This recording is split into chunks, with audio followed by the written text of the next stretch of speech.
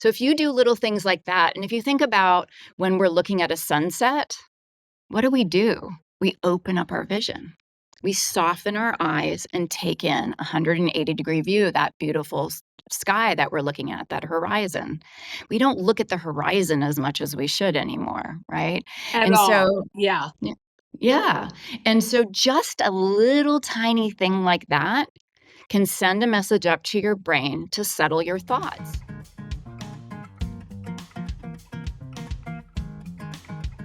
Hi, everyone. This is Diane Gilman, formerly known as the Queen of Jeans on QVC HSN, but now the proud host of my own podcast, Too Young to Be Old. And today we have a fascinating guest, truly, Chantal Donnelly, physical therapist and author of How to Find Calm in a Stress-Inducing World. If there is anybody out there that is not experiencing stress, we would love to hear from you directly on how you do it. But I'll tell you what, it is to me so stressful living today. So, why?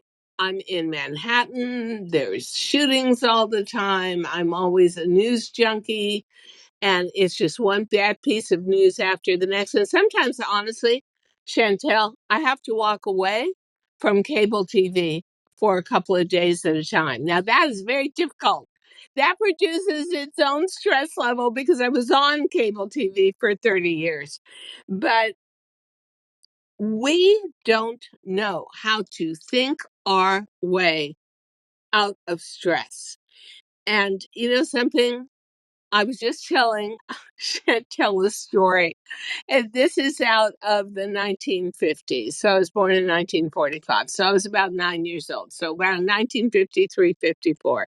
Came home from school one day, and my father is home from work, which I don't understand at all. And my mother's gone. Like, just where is she? And I see there's noodles and carrots and peas hanging from the ceiling. And I said, "Where's mother?" And he said, "Well, she had a little problem, a little explosion with the pressure cooker. And I gave her a few Valium, and we'll probably see her tomorrow morning." And that was the solution for obviously a high stress event, an explosion of a pressure cooker. It wasn't like you coped with it. It wasn't like you thought it through. Valium was the equivalent of a stress reducer that was the perfect thing to do with your life and the dissatisfaction perhaps in your life in the 50s and the 60s into the 70s. Chantel, what do you think about all that? I love that story. It's such a great symbol because the pressure cooker is really how we all feel. We feel like we're gonna explode from stress, Yeah. And so the pressure cooker did what your mother wanted to do, and instead she was given Valium. And I think a lot of us feel like, okay, so we can't explode because we've got children around or our boss around, or we've been taught, especially as women, that we're not supposed to explode. And so we think, or we've been told, that we're actually supposed to think our way out of stress. And you had mentioned, we don't know how to think our way out of stress. Well, here's the thing. We can't think our way out of stress. Why? Stress is in your body. Your brain cannot think its way out of stress. It is a biological response that we're dealing with. And so a lot of us think that we have to change our attitudes to deal with stress, but actually we have to change the message that's coming in from our body to change our stress. How do you do that? What is the message coming in? And second of all, how do you change it? I call it, don't wear a loopy mohair sweater next to a barbed wire fence. And what I mean, right? So what I mean by that is there are so many of us that will just naturally work our way into a stressful situation and then want to complain about it constantly. And that complaint becomes the way of life. So how do we go about avoiding it? You're talking about people whose behaviors perpetuate the stress, Oh, yeah, right? which is almost So that everybody I know. Yeah. Yeah. And that happens, but that also is a biological response in a lot of ways. So stress was designed to help us. Okay. Cortisol response to stress happens in the body. We get an adrenaline release, we get a cortisol release. And that is supposed to happen. It was designed to help us. So the big question here is, why in the world is stress hurting us? What happens is you're supposed to go into a stress response. That's supposed to help you. Cortisone initially is anti-inflammatory. It helps you focus. It helps you get motivated to seek help or do whatever needs to be done to change the stressor, right? And what happens is in our modern society, stress becomes so prolonged and enduring that we get stuck up in a stress response. And then what happens is our behaviors to try to decrease that stress look like we're sabotaging ourselves. So we get less sleep. We start to eat too poorly, Yeah, right? that's a big We one. might, yeah, that is a big one. We might start arguing with the people around us who love us. Well, you know what I noticed from having breast cancer was the one promise I made to myself was I was not going to sit with people and start that medical loop of going over every single uh, event and the chemotherapy and the surgery and what I suffered through. And someone said, "Why don't you want to talk about it?" Because they had all these groups at the hospital for um, patients where you could sit with other patients and talk about it and share your symptoms and share your pains. And I said, why would I want to relive something so unpleasant and just relive it constantly by talking about it? I want to get out of that box. I don't want to stay in it. And so, one thing that I see that scares me about me, amongst many things, trust me, is I am an adrenaline junkie. If there is not something big happening that I have to take care of, or I earned, I molded, or I'm like, oh, what a dull day. Life is passing me by. So, do you find that for a lot of people, they get so used to stress and the adrenaline rush from it that it's actually, you feel like you're flatlining when you're not getting that adrenaline pouring into you? Yeah, I talk about this in my book, Settled. So I call this the stillness seesaw. And what Ah, happens is adrenaline junkies see, are people who are afraid of being still. And there's yeah. a very good reason why you're afraid of being still. Um, in the body, this parasympathetic nervous system is where we find calm. Okay. And it's primarily comes from your vagus nerve, which is a cranial nerve, starts in the brain stem and it goes all through the body. Now, here's the really interesting thing about the vagus nerve. The other side of the vagus nerve, there's another branch of it. That's where freeze lives. So we have yummy, calm stillness on one side of the same anatomical structure in our body. And we have freeze, which is really an immobility. So we'll call it a yucky stillness, if you will, Yeah. right? We've got yummy stillness and yucky stillness living in the same part of our body. Okay. And my theory, and this is just my little theory here, is that this creates a stillness seesaw whereby we kind of feel like we can easily teeter between calm and collapse. Oh, yeah. Yeah. That was very interesting for me because when I first had to start going through treatment, chemo, I saw the good side of it. I said, wow, in my entire adult life, I've literally never had a day off. Wow, this is what women do who don't have to work. They don't have to go to work. And all I had to do was go for chemo once a week to begin with.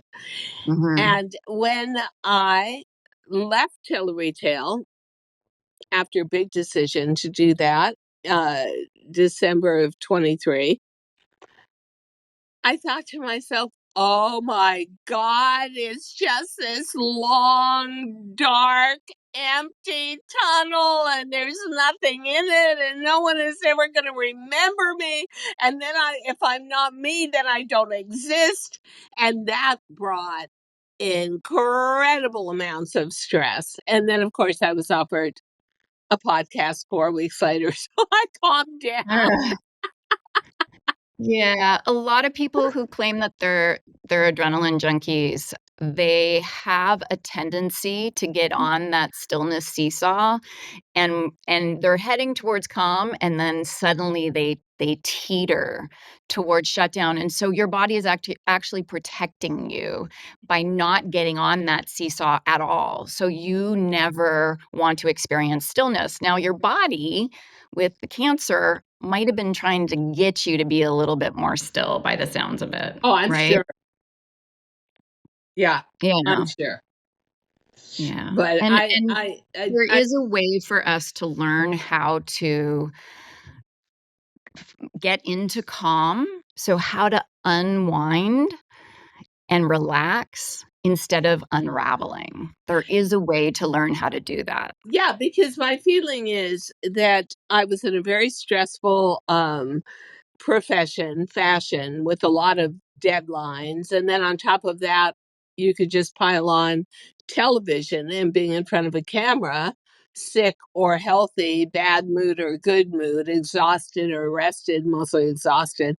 And so the stress to look good, to sound good, Mm. to be authentic, and at the same time to be designing really truthful high-end product fashion-wise for middle-aged women, the stress was just monumental. Now I'm kind of my own boss with my own podcast, and I'm starting to write another book.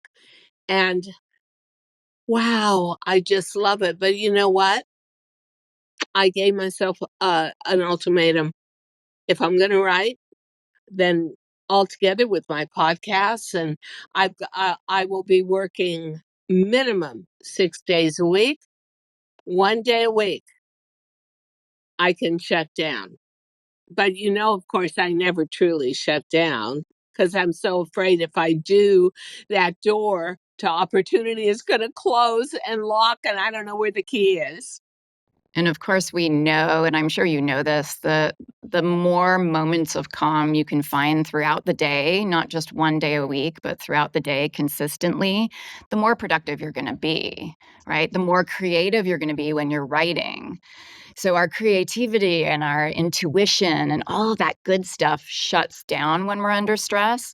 And that's why if I was working with you when you were on television doing the fashion stuff, and if I was working with you right now, I would really encourage you to find moments throughout the day so that when you do sit down to write, or you do sit down to work on some ideas for your podcast, that your brain is online, there's no brain fog in the way, that your creativity is online, your motivation is there. What happens is when we get too much cortisol in our system and adrenaline in our system, the brain shuts down because it's in survival mode. You can't be productive from survival mode.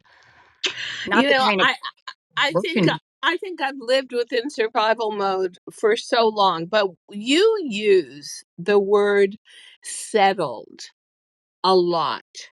And I mm, want to know, is there an actionable way for someone who is a stress magnet, an adrenaline fan like me?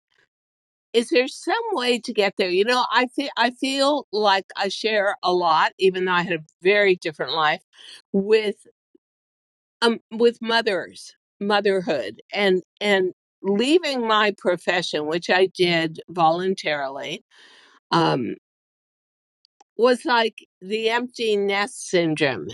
And Mm. that where you think, okay, now I'm not handling 3 kids anymore and all the different sports and the having to get the grades up and the this and the lost girlfriends and boyfriends and, oh my god, keep them away from drugs and don't have them drinking alcohol, and when all that your children move on and you are alone, you're like, I think one of the most stressful things was giving up fashion and TV and saying, who am I now? And Yeah. that to me is so stressful and the essence of empty nesters. So, how do you cope with that? How do you get settled within that and take the best parts from it and leave the stressful and self doubt parts behind? When you settle your body, your mind will settle. So how do you settle your body is gonna be Yeah, the next yeah. question. Thank The you. this sounds strange when I say this, but sending messages through your body, through your senses and through the body of safety. So, what's happening when you leave a profession or when your kids suddenly leave home and you're now an empty nester is your brain is telling you that there is danger, that you have spent your whole time worrying about your career or your kids. And if you stop, that alarm system is still going. Your Yeah, brain is still in survival mode, right? It's yeah, still in emergency mode. So, how do you send a message through your body? Because that's how your brain gets information. It's through your external world, which comes in through your senses and through the body. How do you send a message through the body of safety? So I'm going to give you a really quick example. And this is one of the reasons why being on a computer all day long or scrolling on your phone too much can be stressful. Not just the content that we're seeing, although you had mentioned you're a news junkie, and that can be very stressful, right? There's a lot of stuff going on in the world right oh, now, and what you're seeing can be it very stressful. is so toxic that I now have to think every morning, and I'm sorry, I'm kind of interrupting your mojo, Yeah. but I have to think to myself every morning, do I really want to turn on that channel? Yeah. Do I want to do that to myself as the first voices I hear when I'm conscious and wake up? I really think about that now, and unfortunately, I lose the battle almost every morning and say, yeah, but what if there's something I don't know? And oh my God, because I See, think you just the went more into emergency mode there. you That was see, your brain telling you that you're gonna miss something and you should be on guard. because So little because increments. you think you're so that your whole world is, and I'm going to say this, is so spinning out of control that somehow if you know everything, you're going to be able to keep it within control, which is of course absurd, but it is absolutely so self-defeating to me to start every day with a stressful set of messages, which is what I think common news shows are about today. So that's a behavior that can be changed, but Yeah. it's also a behavior that's biological in the sense that your brain is in survival mode and telling you, look, if you don't know what's going on in the world, then you can't protect yourself. Yeah. Yeah. Yeah. So Yeah. you're trying to protect yourself with this behavior. We're not designed to know what's going on all over the planet 24/7. We're not designed to be able to manage that kind of information. What I would recommend for anybody who's like you, who has to know what's going on in the news, and that's how they want to start their day, and they're sort of, it's almost like an urge that you have. It I is. would recommend that these little micro moments throughout the day of settling your nervous system, eventually you'll notice that you wake up in the morning and you don't have that desire and that need and that urge to pick up your phone or turn on the television. It's those little moments of settling that eventually your nervous system says, oh, we're not in danger. We don't need to check to make sure the world isn't burning and falling apart, right? And so it's these little, tiny little things that we can do throughout the day. So I'm going to give you an example for your Okay. listeners to make this really tangible, okay? So what Yay. I was saying earlier is that scrolling and that constant, on Zoom or whatever, we're constantly focusing our eyes, right?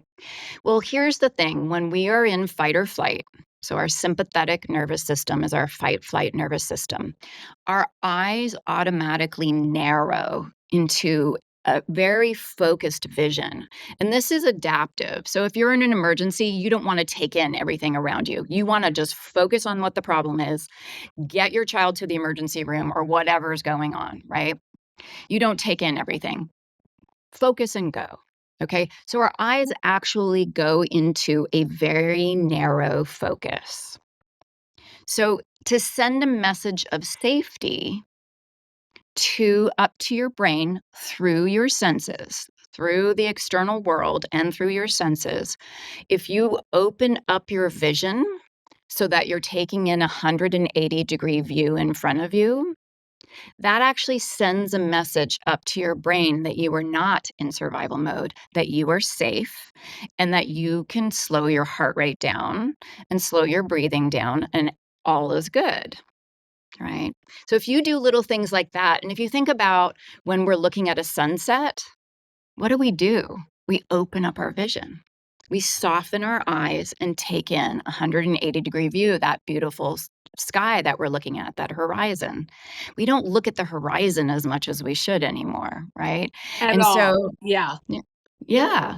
And so just a little tiny thing like that can send a message up to your brain to settle your thoughts. And if you do that, let's say 3 times a day, to really take time to really take in everything and open up your vision. It's sort of a softening. It's almost like your eyeballs are going back towards the back of your head, right? Like just a softening. I'm not talking about darting your eyes around. I'm talking about just really opening up in a very soft way your vision. That alone for 10 seconds 3 times a day can start to change, and you won't feel the need to reach for your phone and check the news every morning. You know, I got to a point because I was on live television for 30 years and every second counts and you can never be late. I still carry that with me today, Chantal. In other words, I'll get up and I'll say, "Oh, it's 6:45 a.m. I have 30 minutes to make coffee, feed the cats, and make a slice of bread.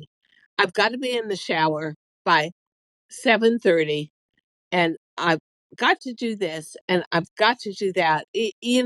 I must see stress, and I wonder how many of us do, as necessary for motivation. I must see stress as, okay, that's the way you get through a day. You're It stressed is about, necessary for motivation. It is to a point. yeah. So you actually bring up a really interesting point with your story, and it's something that I wanted to touch on. I had mentioned earlier that our modern day life brings us stressors that are so long term that that's one of the reasons we get stuck in a stress response that's no longer helping us. There's another reason, and you just brought that point up for me. The other reason is that the way our nervous system interprets stress is that there's a response from the body and it sends a message up to the brain. The brain's job is to predict what is going on. Why are we feeling all of this stuff in the body? Why are we taking all of this in? What environment are we in, right? The brain is a prediction machine. It's a fortune teller.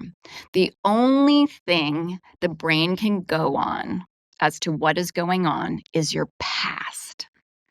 That's all. The only data your brain has is what's happened to you in the past. So in the past, your time was so important because if you were late to be on camera, that was a really big deal, right? Oh, yeah, for Yeah. sure. So now you don't have that time pressure, but your brain doesn't know that. Your brain is stuck in the past because that's its job, is to predict what's going on. So it feels a little adrenaline pickup. You've got to, be somewhere. Let's say you have a doctor's appointment and it's a now life and death situation that you have to get to the doctor's appointment in time, or you have to get to your friend's lunch on time, right? Because that's what it was in the past, and your brain can only use your past. So that's how we get stuck. There's a lot of people who might be thinking as they're listening to this, well, I don't have all of these long-term stressors that Chantal and Diane are talking about. So what's wrong with me, right? They might be feeling like some shame or blame, and Or what's maybe wrong? How come I something's feel more so right sad? with you. Yeah. Yeah, it's because of something that happened in your past. I don't seem to be able to give up that past. It seems to me that I need to shoot adrenaline in like, oh, I wanted to get up at 6:45. It's 6:50 a.m. Oh my God, I'm already 5 minutes late. Well, I don't have anywhere to go today, but I've got to do writing for my book. That's got to start by 9 a.m. because I'm a morning person. And so I wonder how many of our audience feel that they set up, if you don't have a stressful situation, you you put stress points in your day to motivate yourself or to let yourself know. I think I honestly put stress into my life to let myself know I'm doing something useful and I'm alive. I think that my career, as much as I loved it, was so loaded with stress that became, you say it's all about your brain operates on the past. I think I see my most productive years as my most stressful years, and I don't want to give up being productive. So that means you got to be stressed. I think I do it to myself for You sure. have a coupling, an overcoupling, we would call it, of productivity and worthiness. Oh, yeah, for sure. If I am not productive, I am not worthy, and I can't deal with that. Do I, you I, truly believe that? I what? Do you truly believe that? That if you're not productive, you're not worthy? Yeah, I think my entire life has been spent producing product, whatever that was, for other people to. I'm a crowd pleaser. So I think it was you produce product that people love and that makes them happy. And then their happiness in turn is saying, oh, Diane, you're a good person. I like you. You gave me something that made my life better and made me happy. And then I pat myself on the shoulder and say, good Diane, you're worthy. And yeah, I think I have a couple of friends who are in their mid 40s. They have kids. The kids are beginning to go off to college. And I hear this angst in their voice like, well, we wanted one more trip to New York together before they go off to college. And then we're never going to have those moments again. Well, you know what? That again, as a woman, is once your child rearing career is through, what are you going to do with yourself? The house is so empty. It's so silent. And I always say to women, find something, really reach inside, find something you love to do and start a period of your life for you. But for me, I want to I want to elevate women in my age group. I want to please women. I want to actually please and entertain everybody. And yeah, I create my own stress to get my own shot of adrenaline every day. And I'm only thinking about this because I'm talking to you and listening to you. Am I right? What you're doing is using stress in a positive way. And Mm. as I said before, stress was designed to help us. I'm getting the sense that your stress is helping you a little bit with the motivation, Yeah, but that it's also putting you a little bit over the top of where I would say like a comfortable stress continuum is. exactly. Yeah. Yeah, I've got to tampen it down a little bit, but yeah, I see stress as the what I would call the nudger in my life. It nudges me along like, come on, Diane, you can't take an hour to drink coffee in the morning. You've got things to do. Come on, let's get going. I So, yeah, I was terrified of retirement, which lasted about 30 days, but yeah, maximum 31 days. But it's nice to hear you say that there's good ways to use stress and destructive ways to use it, because I know that all of my medical team at Mount Sinai Hospital Dubin Breast Cancer Center said stress is a number one component of cancer. And I had such a stressful life at the time I got diagnosed that I did feel like I was honestly drinking some horrible stress compound every single day. I felt at times after reading certain emails like, oh my God, my brain is going to implode. I am Mhm, hair on fire. Can mhm. everybody see it? And the one thing that people say to me now is, you look like a completely different person. You were so stressed out all the time that your face was literally like scrunched up in a different shape. So, as a final piece of advice to settling your stress levels, how can someone do that or start? And certainly they should be reading your book, but how can someone do that um, just as a beginning exercise and improve their life and their mood and their interactions with everybody around them? Yeah, it does improve all of that. It does. It does. The first thing to ask yourself is my stress helping me or hurting me? And if you're not sure, it probably means that you could use a tool, and then you'll be able to come up with a more definitive answer. And in my book, Settled, I have about 30 different body up, body-based tools that people can try for themselves. And I always say that just because a tool helps me doesn't mean it's going to help you. So just because meditation helps your hairdresser doesn't mean it's going to help you. You can try it and see. You kind of have to play detective with these tools. And I don't teach meditation in my book because that is more of a brain down Yeah. process versus Yeah. I'm more of a body up process. I use my physical therapy background to really get into what's happening, right? There are the number one way to deal with your stress is to get back into your body and to start listening to your body's language. That sounds very esoteric. But not really. Not really. I We think numb a you can lot, right? We silence escape and yourself. numb and dissociate and disembody from our bodies. And we've been sort of taught to do that as a society. That's kind of what we were told to do. And that escapism can look like too much wine when you get home. It can look like scrolling on your phone. It can look like online shopping. It can look like That's me. fight. I had a feeling. Oh.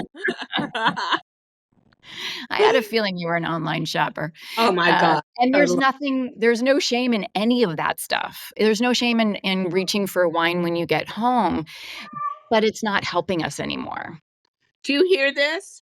I hear your cute cat, Yeah, yes. there's a stressor all on it. It's I'm hungry, and I'm not going to stop talking until you feed me. Even my animals have a stress factor to them, I swear.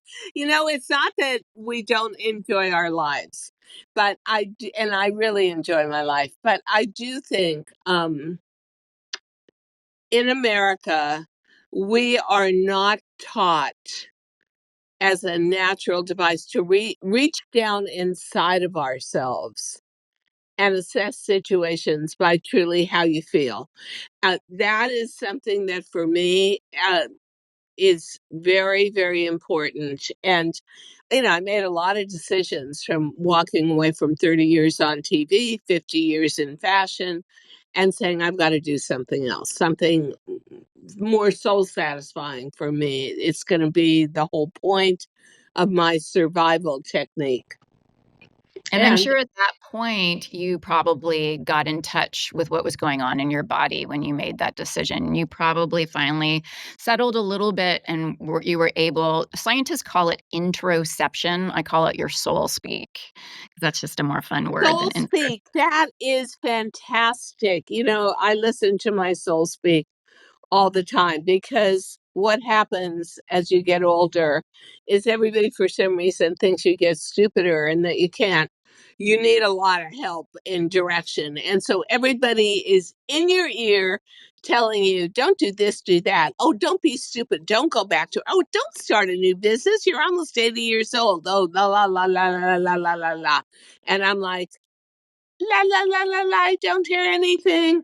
And reach down inside yourself and ask. No one knows you better than you, if you'll just admit it, and you can find your way. But I'll tell you what, I think your book, Settled, is something we should all be considering reading. And honestly, Chantal, we could go on talking for like the next 2 or 3 days and just do a marathon.